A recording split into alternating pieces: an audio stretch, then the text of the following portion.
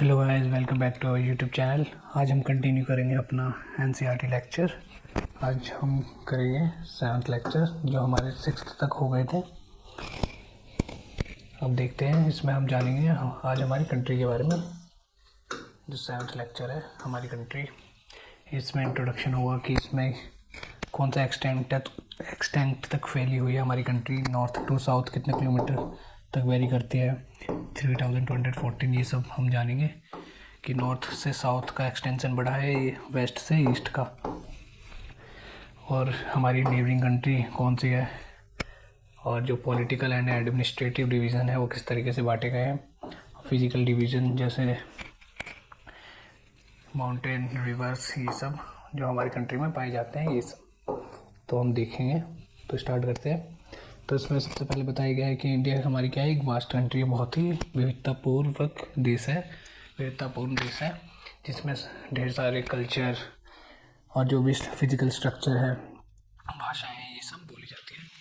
तो इसमें अभी फिजिकल टर्म में लिया गया है, समझाया गया है कि जोग्राफिकल एक्सपेंस इसका बहुत है हमारी कंट्री का। North it is bound by Himalaya, तो इसमें यही बताया गया है कि जो हमारे कंट्री के नॉर्थ में क्या है, हिमालय माउंटेन है, और जो वेस्ट है इसमें अरेबियन सी है, और जो ईस्ट है वहाँ पे क्या है, बे ऑफ बंगाल। इसमें लिखा हुआ है पूरा, इसमें बस समझाने के लिए यहाँ पर ड्रॉ किया है। यहाँ पर है इंडियन ओशियन, हिंद महासागर। तो इसी इसी से अंदाज़ा लगता है कि जो हमारी कंट्री है वो तीनों ओर से किससे, पानी से घिरी हुई है, वाटर बॉडी से कवर्ड है, जिसके कारण इसे पेनिनसुला का नाम दिया गया। जो भी बॉडी स्ट्रक्चर या फिर कॉन्टिनेंट तीनों ओर से पानी से घिरा हो, कवर्ड हो, उसे क्या कहते हैं, पेनिनसुला। इसी को इसे पेनिनसुला का नाम दिया गया। Arabian Sea in the west, Arabian Sea कहाँ पर है, वेस्ट में, बे ऑफ बंगाल ईस्ट में, and the Indian Ocean in the south. इसी को इंडियन पेनिनसुला का नाम दिया गया इसी कारण। अब आगे देखते हैं। India has an area of about 3.28 million square kilometre. इसका एरिया यहाँ पर लगभग में एग्जैक्ट नहीं दिया गया है, इसमें कितना है, 3.28 मिलियन किलोमीटर। इसको एग्जैक्ट में हम लिखेंगे 32,87,263 किलोमीटर। इंडिया का एरिया इतना है, ये भी हम अलग से देखेंगे, ये आई थिंक विजिबल नहीं है, इसको हम नोट पैड में देख लेते हैं।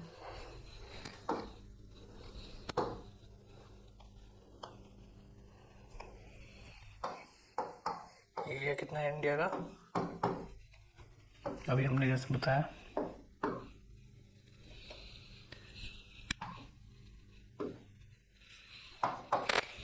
I hope it is visual. India का एरिया है 32,87,263 किलोमीटर।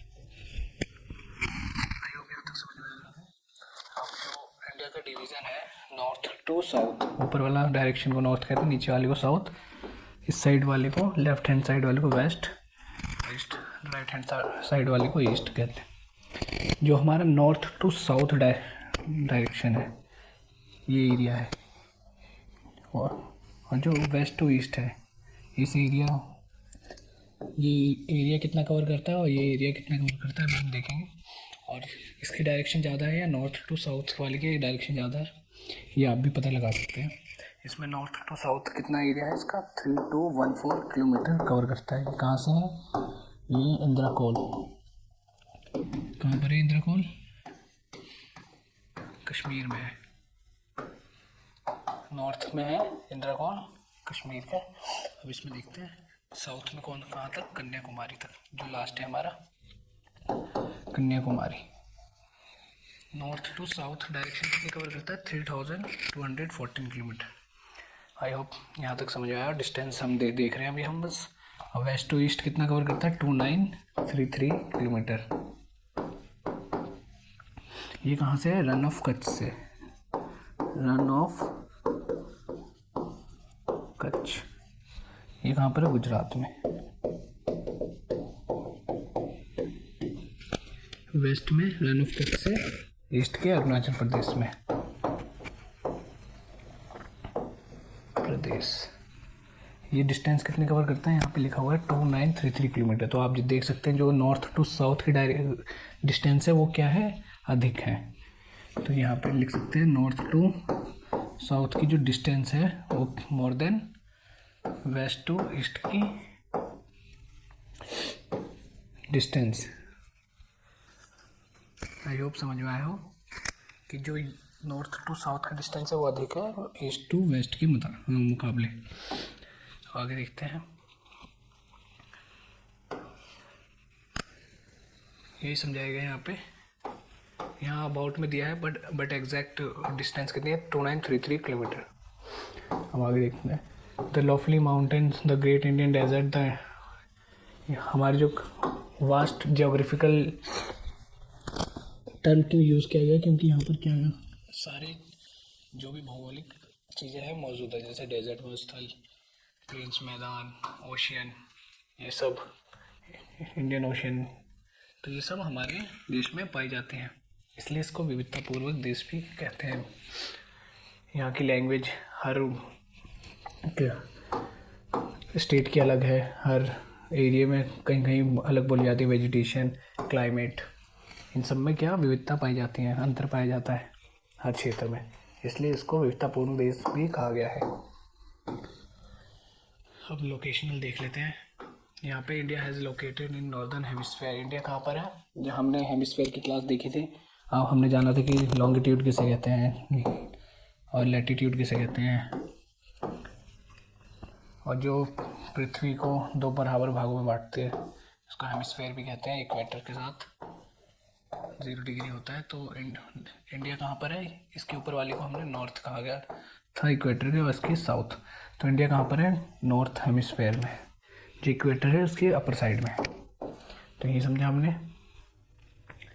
तो India is located in north hemisphere. यहाँ पर ट्रॉपिक ऑफ कैंसर पर है इतने डिग्री पर, passes almost half way through the country.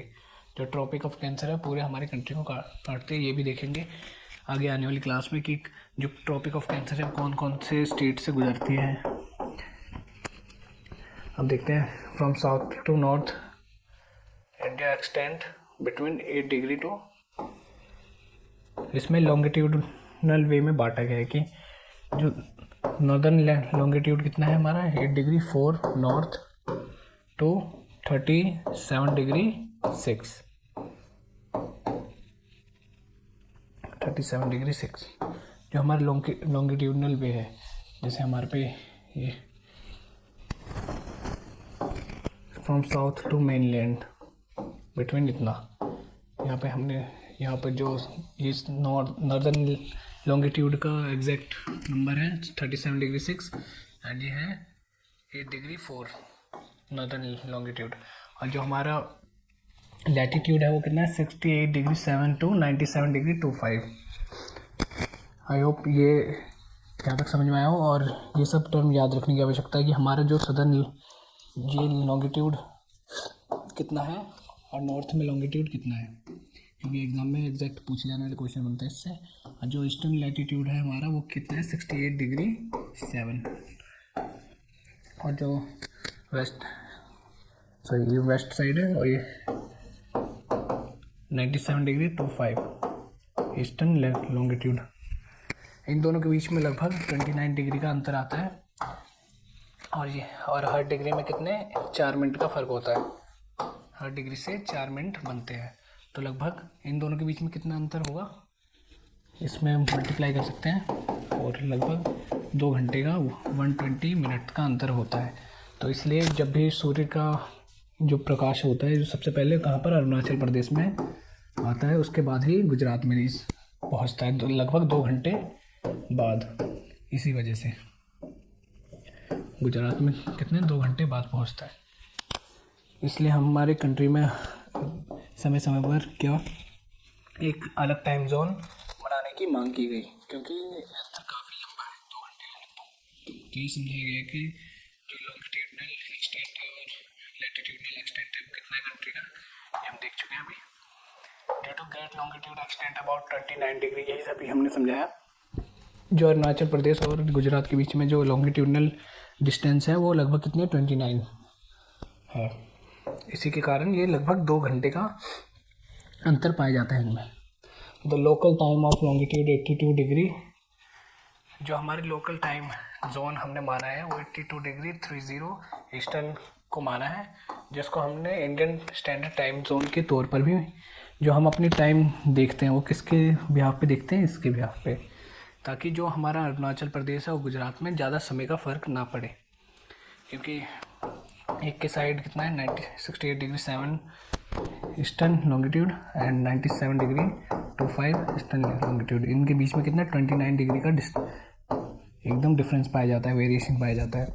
इसलिए हमने 82 डिग्री 30 को अपना टाइम जोन माना है कि इसके मुताबिक हम टाइम को देखेंगे, ताकि इधर भी उतना डिफरेंस ना पाया जाए और इधर भी समय में उतना परिवर्तन ना आए, ताकि जो भी हमारे एरोप्लेन है या कोई भी सिक्योरिटी पर्पज़ से कोऑर्डिनेट करे तो उसमें उतनी समस्या ना उत्पन्न हो।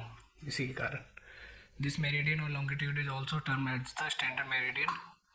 इसी मेरिडियन और लॉन्गिट्यूड को स्टैंडर्ड मेरिडियन ऑफ इंडिया भी कहते हैं। किस मेरिडियन को? इसको स्टैंडर्ड मेरिडियन ऑफ इंडिया अगर पूछा जाए तो क्या होगा हमारा 82 डिग्री 30 ईस्टर्न। आई होप यहाँ तक समझ में आया हो। आगे देखते हैं।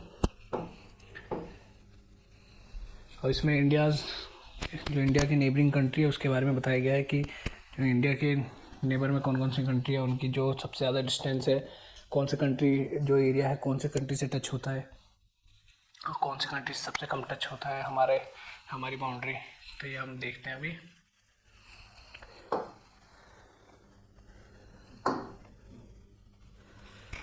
जो सबसे पहले हमारा क्या है, देयर आर 7 कंट्री। हमारे कितनी नेबरिंग कंट्री है? 7 कंट्रीज़ है जिससे हमारी जो लैंड बाउंड्री टच होती है। आई होप ये यहाँ तक पूरा जो भी अभी कवर कराया है उससे एग्जैक्ट समझ में आया हो। अब देखते हैं इंडिया की कितनी नेबरिंग कंट्री है? 7। पहली कौन सी है? बांग्लादेश, जो सबसे ज़्यादा बॉर्डर कवर करती है 4096.7 किलोमीटर लगभग। ये हम पूरा अभी देखेंगे। उसके बाद ये नेपाल है हुए, फिर चाइना, पाकिस्तान, भूटान, म्यांमार, जिसको पहले बर्मा का नाम भी देते थे, म्यांमार को ही। तो अब देखते हैं ये बांग्लादेश के कितना कवर करती है। बांग्लादेश का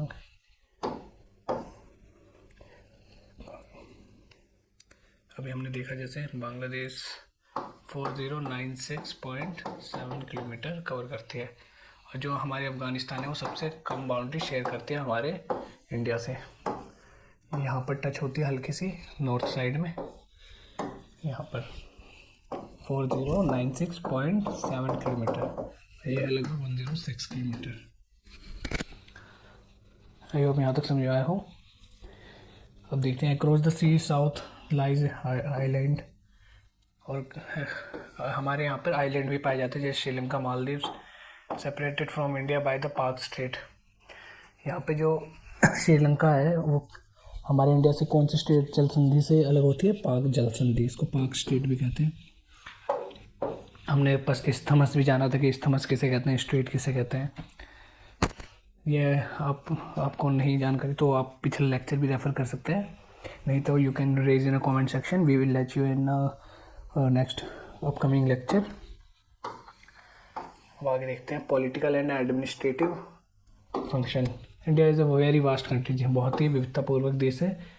इसमें for administrative purpose the country is divided in 29, ताकि कंट्री हमारी क्या है डिवाइडेड 29 स्टेट में। क्यों? क्योंकि जो हमारा प्रशासन है, एडमिनिस्ट्रेशन है, वो एक एफिशिएंट वे में चलाई जा सके, जिसके कारण अगर ये सब डिवाइडेड नहीं होती तो एक ही अगर कोई किंग होता, अगर वो नॉर्थ में बैठता तो साउथ के बारे में उतनी जानकारी या फिर उसके जो समस्याएं हैं साउथ में वो उतना समझ नहीं पाता गहराई से। इसलिए उसको अगर ग्राउंड लेवल पर काम एफिशिएंट वे में अपनी जो गवर्नेंस है वो चलानी है तो इसको अलग अलग भागों में बांटना आवश्यक था। इसलिए कंट्री को कितने 29 स्टेट में लगभग बांटा गया है, ताकि जो गवर्नेंस है वो एकदम एफिशिएंट वे में वर्क करे। अब देखते हैं 9 यूनियन टेरिटरीज। यूनियन टेरिटरीज कितनी है? 9 है, और जो स्टेट है वो 29 है। आई होप समझ में आया यहाँ तक कि इसको क्यों डिवाइड किया गया, ताकि जो गवर्नेंस है हमारी प्रशासन है, एडमिनिस्ट्रेशन है, वो एक एफिशिएंट वे में काम कर सके। The state have been formed mainly on the basis of language. जो ज़्यादातर स्टेट वो किसके बिहाफ पर बनाए गए थे, वो लैंग्वेज के बिहाफ पे बनाए गए हैं। जो फर्स्ट स्टेट था हमारे लैंग्वेज के बिहाफ पे बनाने वाला, वो कौन सा था बनने वाला, वो आंध्र प्रदेश था। अब देखते हैं आगे फिजिकल डिवीजन। अभी पॉलिटिकल डिवीजन देख लिया, अब फिजिकल डिवीजन देखते हैं। India is marked as a diversity of physical features such as mountains.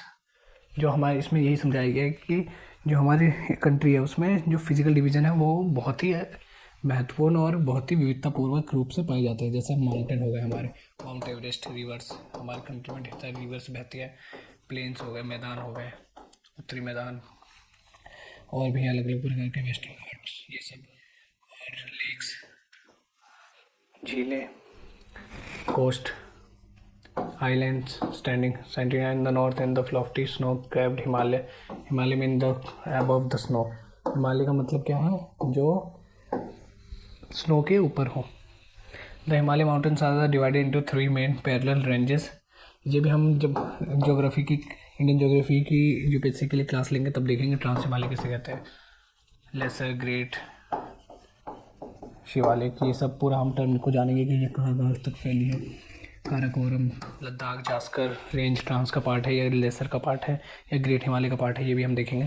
तो अभी के लिए ये बेसिक रहने देते हैं। जब हम ज्योग्राफी की क्लास लेंगे, इंडियन ज्योग्राफी की फॉर यूपीएससी पर्पस, तब हम उसको गहराई से समझेंगे। तो यही समझाया गया है यहाँ पर कि 3 मेन पैरेलल रेंजेस में बांटा गया है। Northern is the great Himalaya, north को ग्रेट हिमालय का नाम दिया गया है, हिमाद्री का नाम दिया गया। अब देखते हैं world highest peak located are, जो ग्रेट हिमालय है,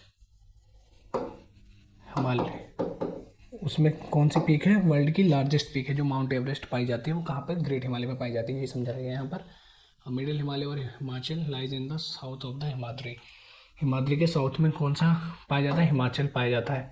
Shivalik is the southern most range. Shivalik क्या है, हमारी सदर्न मोस्ट रेंज है हिमालय की।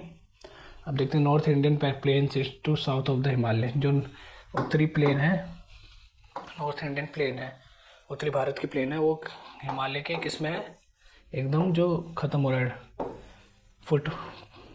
फुट हिल भी कह सकते हैं इसके, यहाँ पर पाई जाती है। क्योंकि जो भी रिवर्स के द्वारा यहाँ पर इरोजन के द्वारा जो पदार्थ है, जो कंकड़ बालू, ये सब उपजाऊ बनाती है इसी मैदान को। इसी कारण से जो भी रिवर्स के द्वारा लाए जाने वाले कंकड़ बालू, इन सब के द्वारा ये प्लेन्स को क्या उपजाऊ बनाती रहती है। और ये एक लगातार एक बहाव में कंटिन्यूस इसका प्रोसेस चला आता रहा है, जिसके कारण ये जो भी प्लेन्स है वो कभी भी उपजाऊ रूप से ख़त्म नहीं हुआ है, इसलिए इसका उपजाऊपन अभी तक बना रहा है, यही कारण है। The northern Indian plains is to south of the Himalaya, south Himalaya के साउथ में पाए जाते हैं। They are generally level and flat, क्या है, एकदम चपटी है। This formed by the alluvial deposit down laid by the rivers. ये जो उनके रिवर्स के डिपोजिशन के कारण बने हुए हैं। कौन से, सिंधु नदी, गंगा नदी, ब्रह्मपुत्र नदी और उनके सहायक नदियाँ इनका एग्जाम्पल है, जो भी हिमालय से निकलती हैं और उनके द्वारा, इन्हीं नदियों के द्वारा, इनके ट्रिब्यूटरी सहायक नदियों के द्वारा इन प्लेन का, मैदान का निर्माण हुआ है। This river plains provided fertile land, उपजाऊ ज़मीन प्रोवाइड करते हैं ये रिवर, किसके लिए, कृषि के लिए। कल्टीवेशन मीन्स कृषि। That is the reason for highest concentration of population. इसी के कारण यहाँ पर जनसंख्या की भरमार पाई जाती है। क्यों, क्योंकि ये एकदम उपजाऊ ज़मीन है, जिसके कारण कृषि को बढ़ावा मिलता है। और कृषि को बढ़ावा मिलता है तो यहाँ पर जो जनसंख्या है वो प्रभावित होती है, आकर्षित होती है इनकी ओर, और रहने लायक एक समाज का निर्माण करती है। इसी के कारण यहाँ पॉपुलेशन क्या है, सबसे अधिक पाई जाती है। यहाँ पे एक और चीज़ समझाएगा, western part of the India lies Great Indian Desert. जो वेस्ट पार्ट है इंडिया का, जैसे हमारे राजस्थान की साइड, वो वहाँ पर क्या है, एक डेजर्ट का माहौल, डेजर्ट की स्थिति भी बनती है। हमने माउंटेन देख लिया, रिवर देख ली, इसको हम गहराई से भी समझेंगे इंडियन ज्योग्राफी की क्लास जब लेंगे। और डेजर्ट, अब डेजर्ट देख लेते हैं थोड़ा। South of the north plains like the peninsular plateau, it is triangular in shape, the relief is highly uneven, तो यही समझाया गया है कि जो ट्रायंगल शेप में है, यहाँ पर माउंटेन पाए जाते हैं, इस साइड प्लेन्स पाए जाते हैं हमारे नर्दर्न, फिर यहाँ पर डेजर्ट की स्थिति बन जाती है, यहाँ पर वेस्टर्न घाट, डेक्कन प्लेट्यू, ये सब देखा जाता है। तो ये डाइवर्सिटी बनाती है इंडिया की। अब यहाँ देखते हैं Aravalli hills, one of the oldest range of the world. जो अरावली हिल्स है, जो राजस्थान से दिल्ली की ओर भी इनका जो एक्सटेंशन है वो क्या थी, oldest range of the world, जो अब नहीं है। वो उसके इरोजन के कारण, वेदरिंग के कारण, और जो भी माइनिंग जैसी इलीगल एक्टिविटी है उनके कारण ये अब अपनी जो ओरिजिनल स्थिति है, जो एकदम ऊंचाई वाला पर्वत हुआ करता था, वो उस स्थिति में नहीं रही है। अब देखते हैं Vindhya and Satpura are the important ranges. Vindhya and Satpura, इसमें भी हमने पिछली क्लास में भी हमने देखा कि ये किसके एग्जांपल है, ब्लॉक के एग्जांपल। जैसे कोई एनर्जी इंटरनल, इसको हम इसमें भी देख लेते हैं।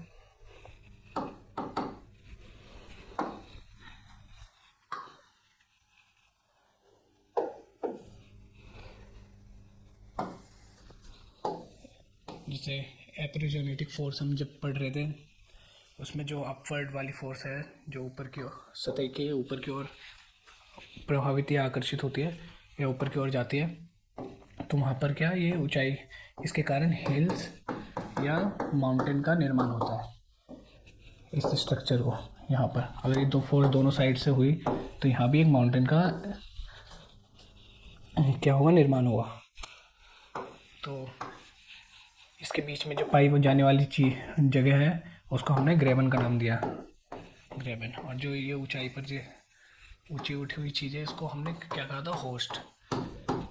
जो विंध्या एंड सतपुरा है, विंध्या एंड सतपुरा, यहाँ पर लिख सकते हैं, ये एग्जाम में भी आने वाले पॉइंट है। Vindhya and Satpura are the example of horst. किसके एग्जाम्पल है, होस्ट के। ये सब उठे हुए पार्ट है। और जो बीच में से ये वैली का निर्माण करती है, घाटी का। और यहाँ से कौन सी नदी बहती है, नर्मदा नदी, वेस्ट फ्लोइंग रिवर है हमारी, जो वो यहाँ बहती है। तो नर्मदा किसका एग्जाम्पल हो गई, हमारे ग्रेबन का। हमने देखा कि जो नीचे वाला पार्ट है उसको क्या कहते हैं, ग्रेबन। Narmada is example of ग्रेबन। ये भी हम यहाँ पर समझ सकते हैं। आई होप समझ में आया हो कि Vindhya and Satpura are the example of horst. जो ऊपर उठे हुए पार्ट है उसके एग्जाम्पल है, एंड जो नर्मदा है वो किसके एग्जाम्पल है, ग्रेबन के।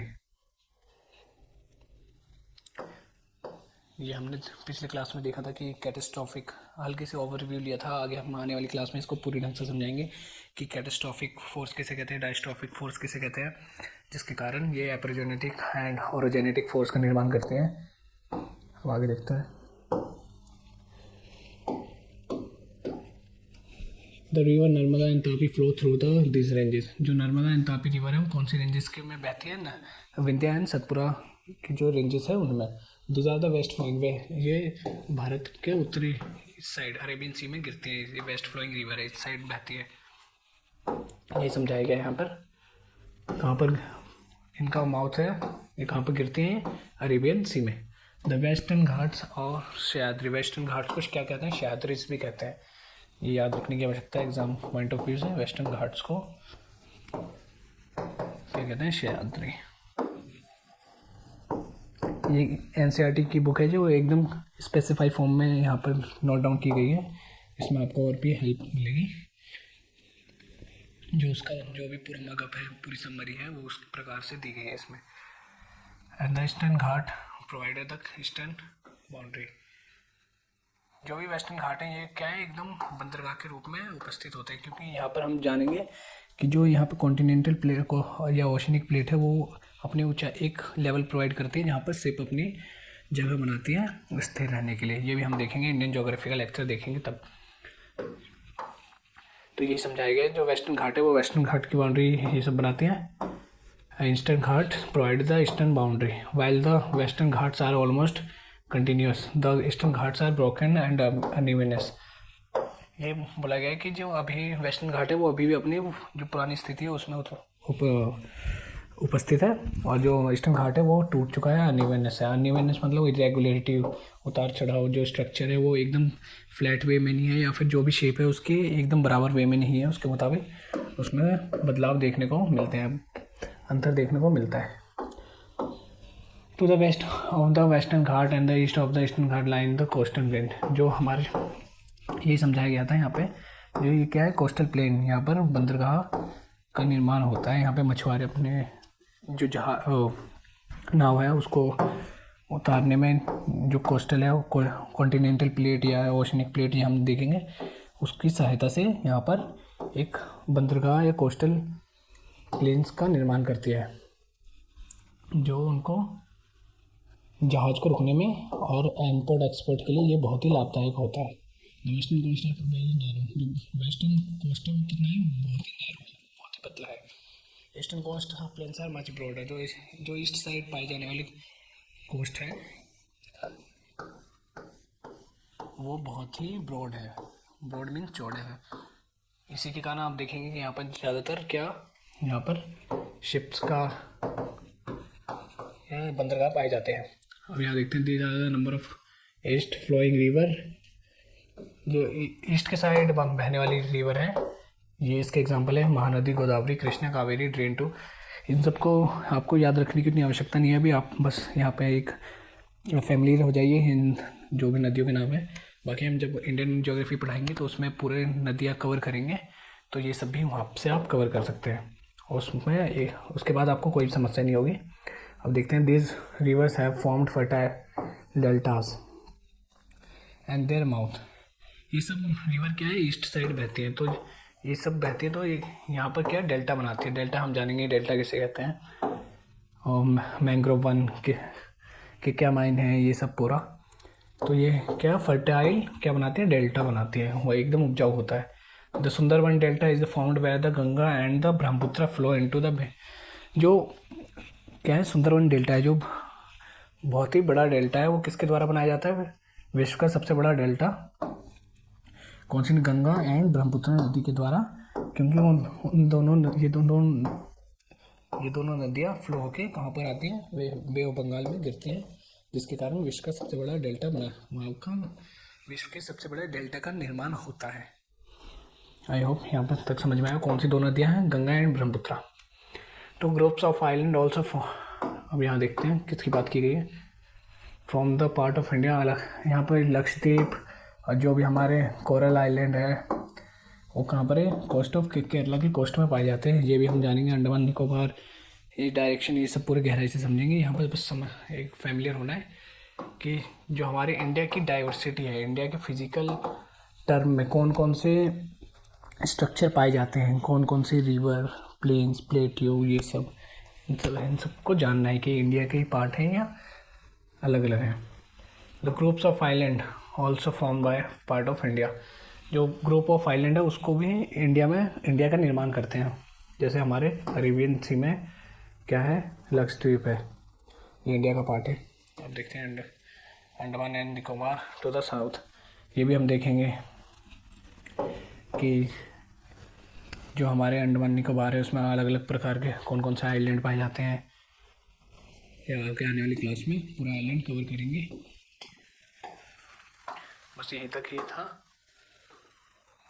कि कार निकोबार आइलैंड किसे कहते हैं, और ये 10 डिग्री चैनल डिवाइड करती है लिटिल अंडमान को और कार निकोबार को, या अंडमान को या निकोबार को। पूरा हम गहराई से समझेंगे आगे आने वाली क्लास में, तो इसमें कोई दो राय नहीं है। हम आगे मिलते हैं, आज के लिए इतना ही। जुड़े रहिए हमारे चैनल से, जो भी क्वेरी है you can raise in the comment section. And for today's इतना ही था, मिलते हैं नेक्स्ट क्लास में। Thank you.